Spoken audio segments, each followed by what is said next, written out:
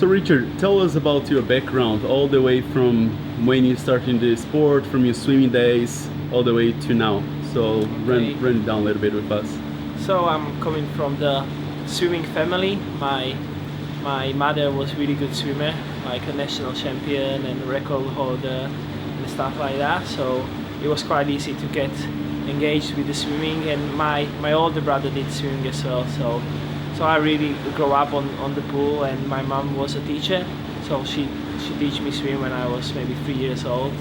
And since that time I was learning to do some swimming, and then I joined the group, and I was swimming with the group and doing all the kids nationals of the swimming. And towards this moment I was doing the soccer, like football, European football. So I was playing that, and that gives me really like the good background for my running. And we were really like adventure family, so we did lots of cycling on the weekends and like big miles when I was really little kid. So it was really easy when my brother started triathlon to start follow him as well. So I did couple racing and I really like it. And then about when I was 19, I still was a good swimmer. So I was just about to getting ready for Olympics in the swimming, but my new coach, the triathlon coach, he asked me if I want to do professionally triathlon, and he takes me really that way, and he supports me to doing triathlon, and I really like it, and I never want to do anything else. Cool. And so far you've been to 2 Olympics, is that right? Yes. So tell us, like, when did you make that move from, you know, like from swimming to like a world-class triathlete? How was it, that transition? Yeah, it was quite hard. You know, it was maybe 2008, 2009. I had couple races pretty good, so I had some confidence I can make it do it. But when I come on the World Series, it was really hard. The run, you know, the level was really high. So I was maybe running 33, 34, and the guys already Brownies was there running 30 minutes, under 30 minutes, the Gomez. So that was pretty big different. But I could believe if I be patient and keep working, I can maybe go pretty close. So that's maybe 2011 I start racing more for qualification for London, and I was training with the Brownies brothers, and they give me really what was a triathlon about, was a triathlon training really, and I got really confident. So that moment I really broke the edge, and I stepped forward really. Okay. And for this race, it's a different format. If you can just like give us a little bit of a rundown on the format, and also, do you train specifically for this format, for the course here, for the hills, for the weather? How did you prepare for this race? Or you just rock up because you think that, you know, all the triathlon training that you do is already enough? So how does that work, and what's the format of the event here?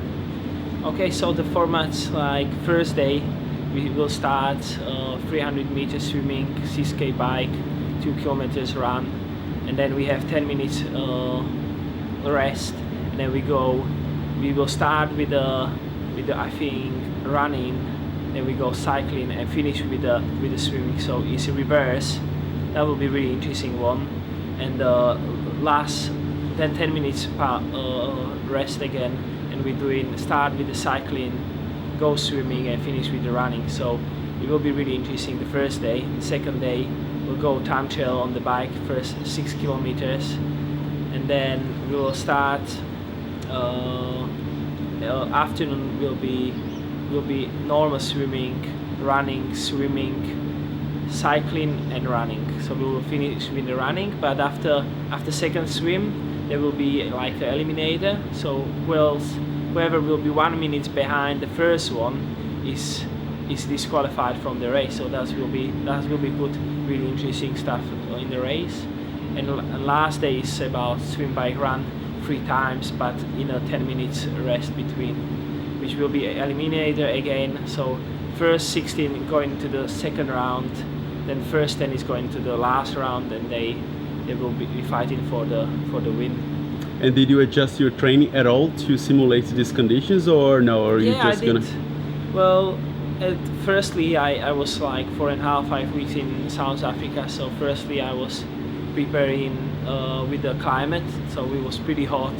So I was firstly preparing for the climate. I was a little bit in altitude. So my thinking was like get really fit and have a good speed. So that's really the specific what I did. I didn't do too much of the different format of training, but I did lots of like changing, like from swimming, biking, running, from the really hard stuff, and I think I feel really comfortable in this. So really looking forward what's gonna happen. Cool. And from an athlete perspective, what's the most interesting thing about this event? I think it's because it's gonna be about either 20 people, 25 people, so it's not too many people, but everyone is really strong, and everyone will be suit something else. So let's say some fast guys, the first stage will be really good, second day pretty good, but the last stage they will probably quite hurt, and the other guys, the really good ones, which is like long distance athletes, will coming back on the last race, and it comes accumulated the fatigue and tiredness to the last day. So I think the biggest difference will be on the last day. And what's next for you after this? Your short to medium term goals. Are you focused on Tokyo 2020, or does Ironman it's appealing for you, or like long distance 7.3?